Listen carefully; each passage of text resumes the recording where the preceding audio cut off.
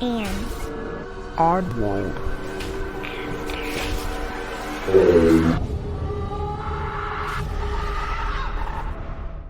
Hey oddballs, I'm your host Jensen, and welcome to episode 20.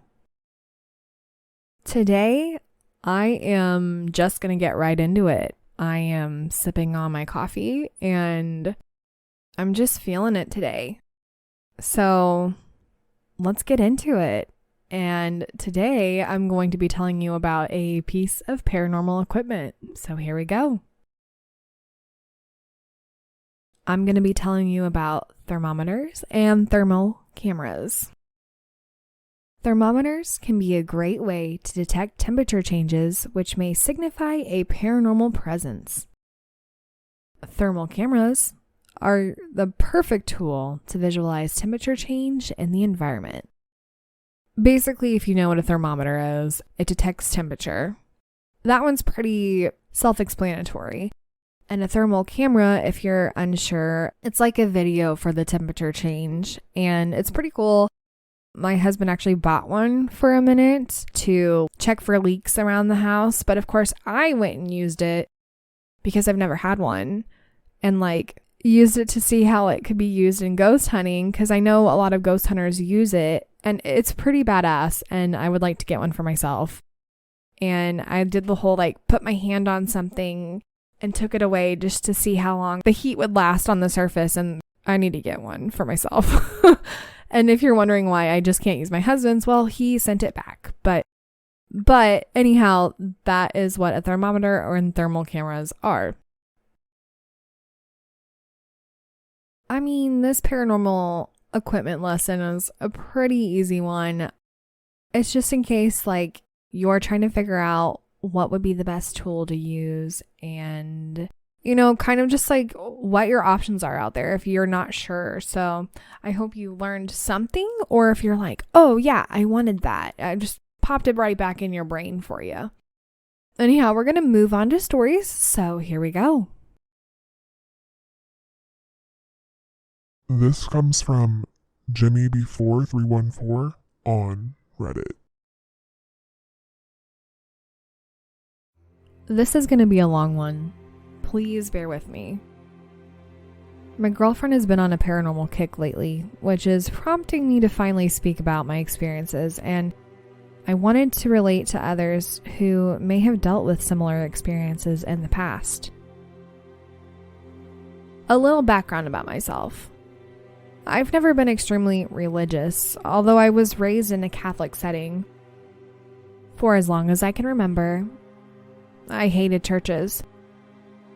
Not because they were boring or smelled funny, but because of the amount of chills and feelings I'd feel.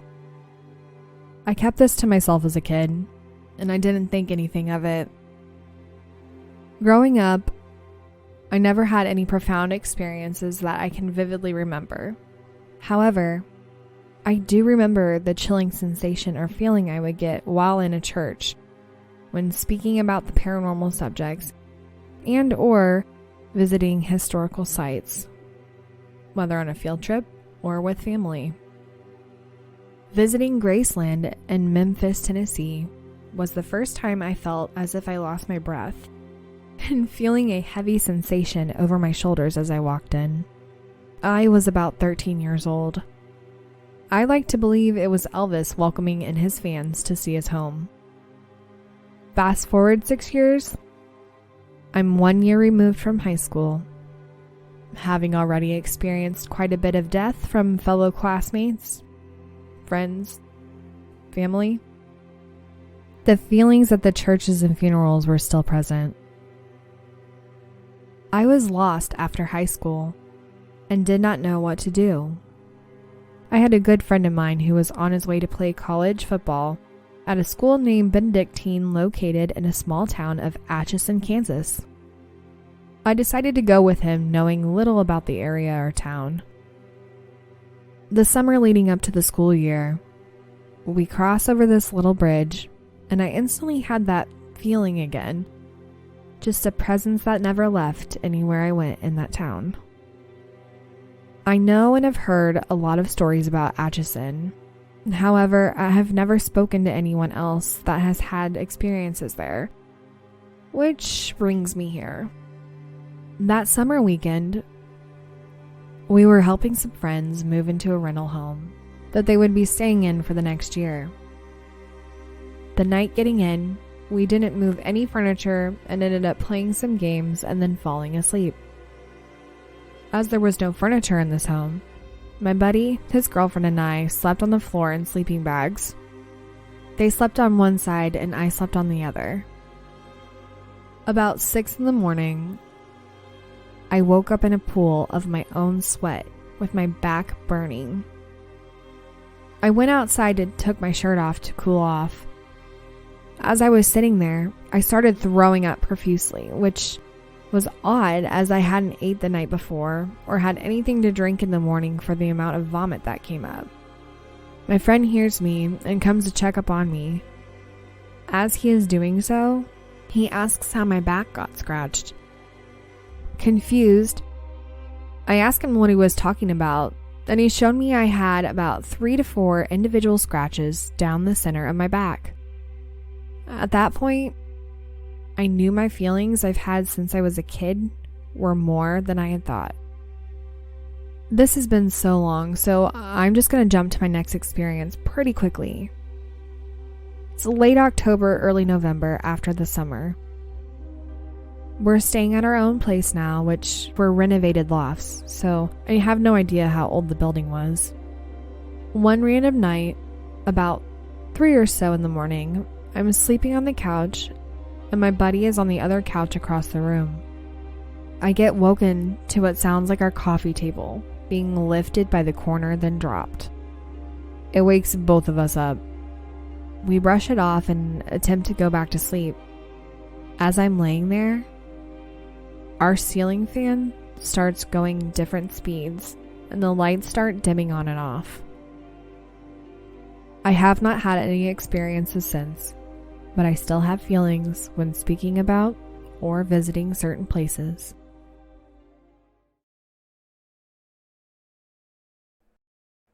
This one is a little different because I've never really heard anybody talk about like a feeling that they get in church, so I don't know if that means they are creeped out, but also the fact that they talk about Atchison, Kansas. Well, I've always wanted to go there, and I've wanted to go to like the Sally House, and there's a few other places that I'd like to go and stay at because I've heard that the whole town of Atchison basically is kind of like a haunted town, but that's besides the point.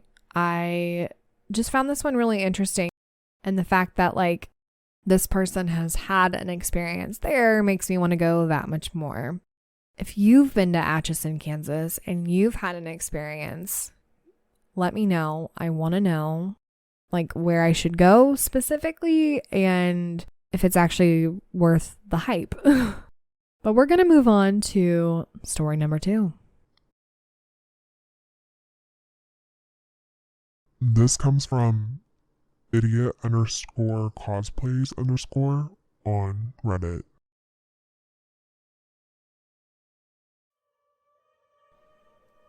There's this ghost girl who's been haunting my family for years now, and we see her out of the corner of our eyes from time to time. We think it's from our mom's miscarriage because that's when she started to appear, and we call her Chloe. So, Chloe likes to prank us.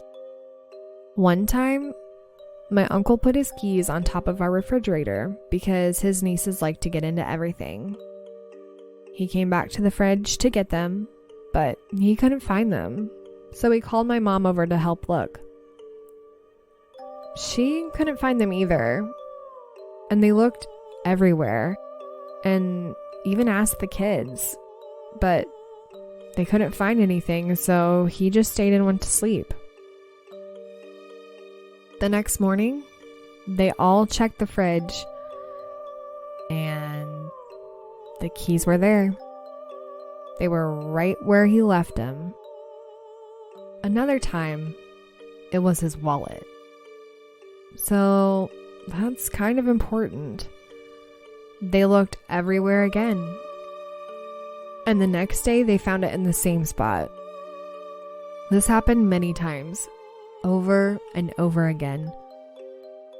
One time, my uncle and I were talking and joking about how she liked to prank us, and randomly, an oven mitt fell off the counter when there is no wind or anything that could move it. This oven mitt was one of those with a bit of weight to it.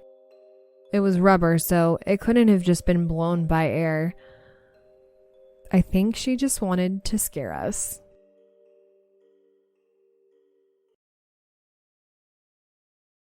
So I don't know whether this one is really funny or heartbreaking. It's kind of all of them in one.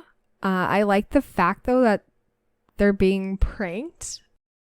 I feel like maybe there's a reason that they're picking on the uncle specifically, or if maybe they're picking on everybody else. I'm not sure, but have any of you guys had any ghosts prank you? Because that's pretty darn funny, honestly. But as always, I hope you guys enjoyed today's episode. And well, it's an odd world after all.